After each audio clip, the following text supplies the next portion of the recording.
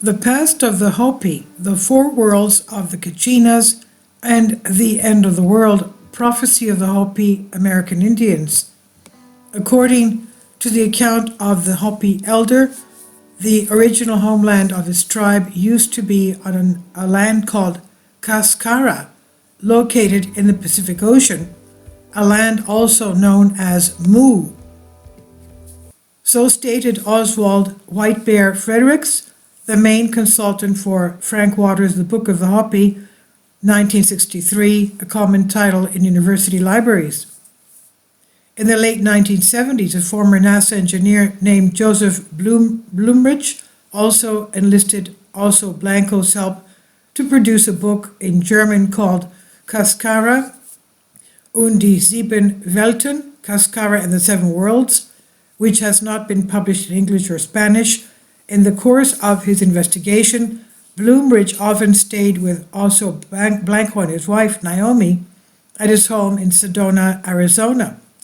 The couple accompanied the former engineer to ceremonies on the Hopi reservation, where he was able to interview elders from various clans. Blumrich recorded everything White Bear said, and Naomi, his wife, put those recordings into a coherent, typed transcript. That manuscript is precisely the basis of the book. A few years ago, professor and journalist Sean Hamilton received a partial copy of the aforementioned transcript from an anthropology teacher through whom he had the good fortune to meet the old Hopi. And when we'll read below the excerpts abridged, translated, and lightly edited for publication. The cycles of birth and destruction of the Hopi's world. According to also Blanco, humanity lived in two other worlds, Tokpela and Tokpa, before emerging in the third world, Kaskara, and then to our current fourth world, Tuwakachi. These successive worlds generally correspond to various continents, time periods, and changing configurations of global geology. In the first world, the divinity Taiuwa created humans and all things in the universe. He gave us intelligence and the capacity for knowledge. He gave man everything he needs in his life, and he gave him the laws and duties in this universe which man must obey, said also Blanco. He explained that the first world was destroyed by fire because the people had become malicious. But his people, those who in more recent times became the Hopi Americans, survived the destruction because they had been selected to preserve knowledge through time. The second world was destroyed by ice. Once again, his people survived and reached the third world, the third continent. All of these and subsequent events are still alive in Hopi ceremonies. The third and fourth world of the Hopi called Kaskara and Kachinas. The original Hopi homeland in the third world, located on the Pacific Ocean, was called Kaskara, also known as Mu. Kaskara was a contemporary of Atlantis, a technological civilization that White Bear said existed in the Atlantic. Plato described Atlantis in his dialogue Timaeus, detailed how one of the Egyptian temple priests at Sais had given this information to his uncle Solon, along with a nice reminder that Egypt had documented a story that made the Hellenes, the Greeks, look like children in comparison. It is a story that, strange though it is certainly true. Critias tells Socrates portraying Atlantis with such exacting specificity that one may suspect the story is accurate. Crucially, a key feature of the story is consistent with Hopi lore. It advances the disconcerting notion that planetary cataclysms occur periodically at regular intervals. While Egyptian history includes several such global destructions, modern people remember only one, the biblical Great Flood, or the flood of the deluge of Noah. Also, Blanco explains that the people who became the modern Hopi originated from Kaskara.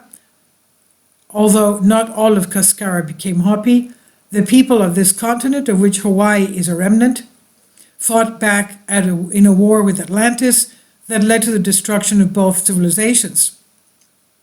Also, Blanco reported that otherworldly beings called Kachinas, who flew spaceships, had seen a continent emerge from the water to the east and helped their ancestors reach this new rising continent we know today as South America. It was the same country we had lived in our second world, Topka, and its appearance was different, so we now call it the fourth world, also Blanco noted. According to indigenous tradition, the Earth has changed its poles several times, which means that the North Pole was in the place where the South Pole is currently, and vice versa. In the fifth world, it will change again. On each occasion, the Earth tilted completely from north to south and not halfway, also Blanco said. That would have caused too much damage and was not intended by the Creator, except for one time during the Second World when the Earth tilted only halfway and everything froze. The Kachinas observed this new land, and when it was over the water, they began preparing for the large migration of Kaskaran refugees to the emerged continent that would become their homeland, White Bear said. The Hopi called it the fourth world Tuakachi. He noted, adding that the word Sistaloaka designates everything that is created quickly and perfectly. The Creator had decided to save them and ordered the Kachinas to help people reach this new continent. These settlers migrated from the third world to the fourth in 3 types of vehicles. The initial group arrived in flying shields, spaceships. These were assigned to important and high-ranking people who had priority because they were tasked with establishing the new colony. The Kachinas, being space travelers, knew where the new land was, and they brought such esteemed leaders first. The Kachinas could do that because they had flying shields. Our people did not have them, and we could not build them. The Atlanteans did have flying shields, but they did not receive them from the Kachinas, who had left them behind, but redesigned them with their malevolent power, the old man said. The arrival of the clans. The first clans reached Tuakachi long before Kaskara sank completely. Among the most important groups that arrived with the flying shields were the Fire Clan, the Snake Clan, the Spider Clan, the Bow Clan, the Lizard Clan, the Eagle Clan, and the Water Clan. The full list shows the Ark Clan towards the end because this clan did wrong in the third world. But some people from the clan of the Bow were still important, said White Bear. Although many had taken part in the destruction of the third world, not all had strayed from the path of the Creator. That's why they were saved. The second group of refugees flew in big birds, planes. The Hopi Poamu festival remembers these events. Also, Blanco participated in this ceremony in Oraibi in Navajo County, Arizona, when he was young, which allowed him to enter the Poamu Society. Before the ceremony, the chief of our tribe sang a song that evoked the third world we had left and talked about the evil queen who had conquered most of the world and whose influence was so damaging, he commented, referring to the queen of Atlantis, who once used her beauty to manipulate the chiefs of her people, receiving so many jewels that they gave her the nickname the Turquoise Woman. Many people were afraid during this time because the old continent Kaskara was sinking fast. One city after another was being destroyed. The water kept rising and covering most of the continent, but our people knew we were going to be saved, he said. The third group consisted of those who were still at the beginning of their search for spiritual wisdom. My clan, the Coyote clan, was part of that. I know from my mother that she belonged to this clan like her parents, she explained. They had precise knowledge of these facts because they kept them in their memory to transmit that knowledge as an inheritance to the fourth world. Also, Blanco said that this third group came in boats and had to fight for a long time. Throughout this migration by sea, the Kachinas protected this last group.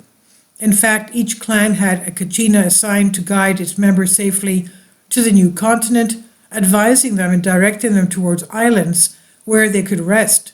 But White Bear said that while the Kachinas could make themselves understood, humans at first did not have the privilege of speaking with them. The Flute clan still celebrates a ceremony that refers to these boat trips, and in this way the Hopi remember every detail and stage of that epic ocean voyage, an event that reminds them of a row of 7 statues, the Moai on the island of Easter, the Easter Island statues. These statues represent the 7 worlds that we must cross, said also Blanco. Easter Island is the only island among the way that did not completely sink into the ocean after our passage, he said. On the subject of the 7 worlds, a bit of context might help to enlighten the reader. The Hopi actually speak of 9 worlds, or universal realms, that came into being according to the Creator's Taiowa plans. One spiritual realm was reserved for Taiowa, and another for his nephew of his, Nang. Also, Blanco's mentions of the 7 worlds that we must cross is related to the vibratory centers, the chakras of the human being corresponding to the glands of the physical level. Then, by means of their flying shields and planes and boats, the Kachinas guided the Kaskaran refugees to South America to help them establish a colony there. At that time, the highest part was already over the water, explains also Blanco, but you must know that not all those who survived Kaskara were able to come to this new continent. We, the Coyote clan, were the last to arrive, he said. Those who left after us were taken by the currents to other lands because they had not been selected to come to South America. Some made it to Hawaii, a part of the 3rd world that had not been destroyed. Others made it to islands in the South Pacific, and some to an island that is now part of Japan, as I learned a few years ago, the old man said. A young man from this island visited me. He had read the book of the Hopi and said that his grandmother had told him exactly the same stories about the old world. The fate of the Atlanteans. According to also Blanco, not all the inhabitants of Atlantis perished when their continent was destroyed. Those who had not taken part in his queen's attack on Kaskara were spared. They too wanted to come to the new continent, but the Creator had promised that the new land would belong solely to the Hopi ancestors for a long time. Although there were still no Hopi in this new continent, the inhabitants of Atlantis could not come to South America. The Creator did not want to have them there, he assured, so he sent the Kachinas to prevent them from moving west, because even if the survivors had not followed their chiefs, they were still subjects of Atlantis.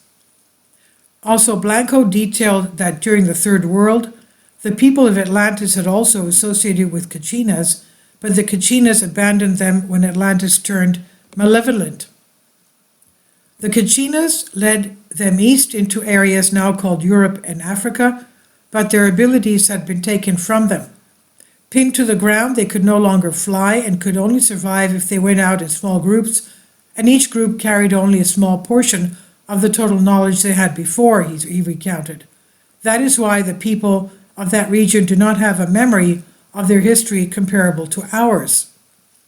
He also added that when the Atlanteans destroyed the 3rd world, the Creator reduced them to a low cultural level, but after their punishment, which lasted for hundreds of years, they began to develop again. Think about the culture of the Egyptians. For us, the Hopi, this time is not so remote, and this is all part of the Hopi tradition, also Blanco said. Destruction of the first city of Kaskaran called Taotuma. Upon arriving on the new continent, the initial task of the Kaskaran refugees was to build the first city, Taotuma, which they located at the bottom of a mountain. Also, Blanco described the city as being the size of present-day Los Angeles, saying that a section of it was what we recognize as Tiwanaku. Tihuanaco, in present-day Bolivia. Gradually, the land area expanded as it rose from the sea, and a small number of people began to migrate to other places, he said. We were able to start exploring the new continent, and so we used the Flying Shield spacecraft. Some of us had reached a sufficient rank to accompany the Kachinas during their explorations to see how the newly founded colonies were faring, he explained. Over time, people reconsidered their own ideas about the correct way to follow the laws of the divine creator. They had left the right path, White Bear said, adding that among them were high-ranking people who were drawn to wealth and prestigious positions. They started misusing Tayuwa, no translation for that, so the Kachinas tried to stop them from flying out into the universe. We were not allowed to go there until we had fulfilled our obligations in this world. But these people falsely believed that they were ready. The Creator realized what had happened, and after a while he came in person and took the city, lifted it up into the sky, turned it over, and buried it in the ground. The entire area around it, one felt the enormous rush of air. The ground vibrated. It was like an earthquake. It was disappointing to our Creator. It was a disappointment to our Creator, whom we had disobeyed. After that, our people disbanded and went in various directions. This was the first dispersal of our people on this continent, he said. Also, Blanco specified that these events occurred during the 4,000 years after the clans met on the new continent, which emerged from the water looking very similar to the current one. Subsequently, people, especially those who had remained faithful to the Creator, left the ruins of Tautuma, the first city built in the Fourth World. They wanted to separate themselves from others in order to prevent their ancient wisdom and cosmology, as well as fulfill their sacred obligations. They founded new colonies all over South America. They did not all leave the same time, but gradually over a long period. A Kachina was assigned to guide each group during their migration. The groups, which we call clans, had to separate in order to survive and successfully follow the Creator's teachings, which belonged to the divine plan. During these migrations, the Kachinas were able to communicate with us and helped us as before. They taught us to sow and harvest on the same day without waiting months for the fruits to ripen, he said. After the people moved away from the ruins of the destroyed city, certain Kachinas were destined or designated for children yet to be born. These children were selected to pass on actual memory of past events, with also Blanco noting that such events made their way into Hopi history very often. The children receive knowledge while still in their mother's womb. Sometimes it's the mother who receives it so that all these thoughts can penetrate the child before birth, so that the child does not need to learn afterwards. It's only necessary to remember this knowledge that he received before his birth, clarified also Blanco. All of this happened over several hundred years after the start of the migration, but the teachings of the Kachina made it possible to keep our traditions alive in memory. Bear clan migrations. White Bear related the story of the Bear clan his father belonged to, saying that he chose this clan because he was selected to play the role of guide and leader in the Fourth World. He recounts, "I learned everything from my father and his brother who knew the history of the clans and their migrations to this hemisphere because our ancestors were the chiefs of the Hopi and the Bear clan since their arrival in the Fourth World. But first I want to tell you something my mother told me. As well as the destroyed city, the Kachinas erased the memories of all who remained, as well as their future generations. So everyone who lived around the ruins afterwards had no idea what had happened before," she said, noting that in the third world, the Bear clan was one of the least important clans. It did not have a negative past and had not taken part in the destruction of the previous world, and for this reason it was selected as the ruling clan in the current Fourth World. That is why the Bear clan ranks higher than the Fire clan, which destroyed the Fire World, or the Spider clan and the Bow clan, which destroyed the second and third worlds, he said. During the Bear Clan status among the Hopi, the higher-ranking Kachina, Eototu, was assigned to guide the people of this clan, although White Bear said that Eototu was more properly a deity. Eototu stayed with them wherever they went to ensure his well-being. He led them north from South America, but they encountered harsh conditions along the way. Also, Blanco said the area they had to cross was terribly hot. They spent a lot of time roaming the woods and getting used to the weather, and many children died at birth from the heat. Times were hard. They wanted to look for mountains to get out of the heat, but the Kachinas encouraged them to continue and protected them throughout the long journey through the jungle. Today there is still a ceremony that remembers this protection.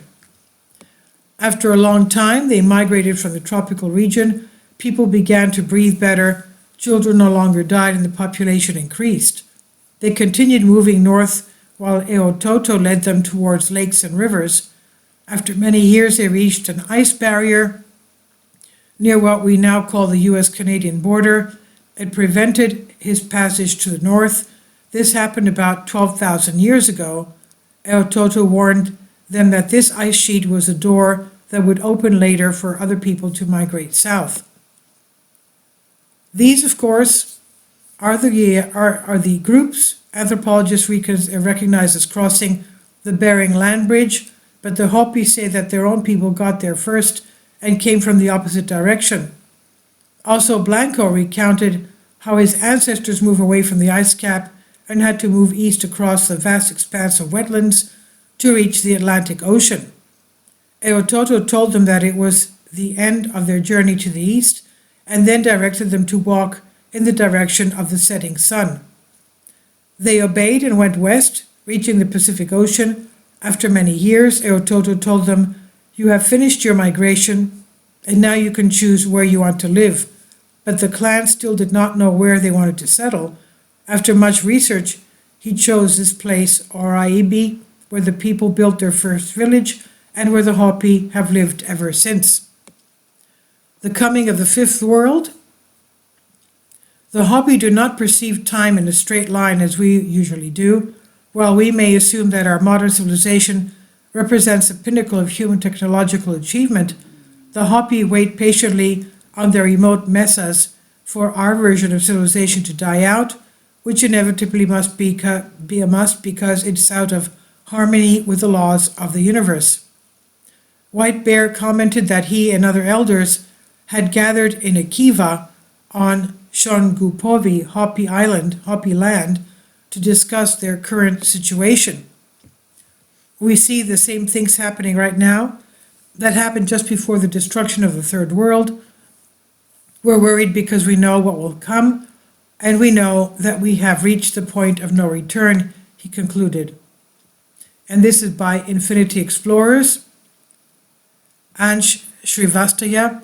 Please leave your comments and thank you for your support. Kindly support my Patreon account. The daily posts are 5 videos daily, and they are totally different from what I have on my YouTube channel. Thank you so much for your support and that you find all my content so interesting. You'll find the Patreon account details in the description box